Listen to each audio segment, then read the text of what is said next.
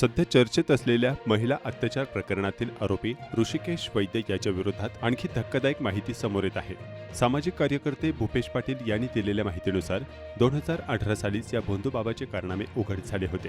त्यावेळी एका मुलावर अत्याचार केल्याचा गंभीर आरोप समोर आला होता। मात्र समाजात बदनामी होईल या भीतीपोटी संबंधित मुलाच्या पालकांनी तक्रार मागे घेतल्याचा दावा करण्यात येत आहे।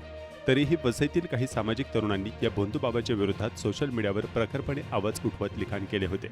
याच दरम्यान आरोपीचे मोठे बंधू वेदमूर्ती धनंजय शास्त्री वैद्य हे पुरीच्या शंकराचार्यांचे शिष्य असल्याचा दावा करत असले तरी भूपेश पाटील यांनी त्यावेळी संबंधित पीठाकडून माहिती घेतली असता असा कोणताही संबंध नसल्याचं स्पष्ट करण्यात आल्याचं सांगितलं। तसेच सध्याच्या प्रकरणातील पीडित तरुणीही त्यावेळी भूपेश पाटील यांच्या संपर्कात आली होती। त्यांनी तिला पोलिसात तक्रार दाखल करण्याचा सल्ला दिल्याचंही त्यांनी सांगितलं।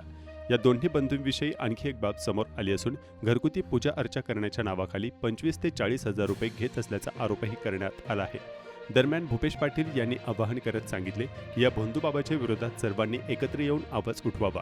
कोणावरही अत्याचार झाला असेल तर निर्भीडपणे पुढे यावे। पोलीस आणि आम्ही तुमच्या पाठीशी उभे राहू।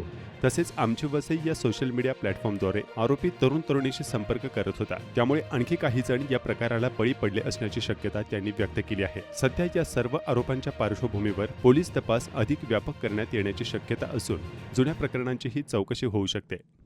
हे बाबा हा बंधू बाबा आहे, हे आम्ही 2018 पासून सांगतोय आणि 2018ला या बंधू बाबाच्या विरोधामध्ये आम्ही पोलीस स्टेशनला गेलेलो।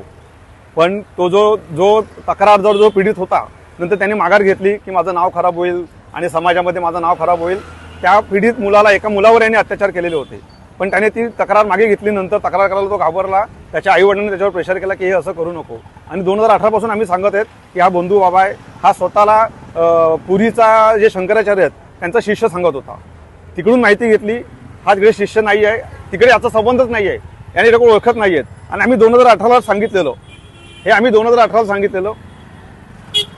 की हा बंधू बाबा आहे, हा तुमचं कार्य करू। आणि ब्राह्मण, मी स्वतः ब्राह्मण आहे आणि हा ब्राह्मण स्वतःला म्हणवतो आमच्या घरी येऊन हा पाणी पिणार नाही।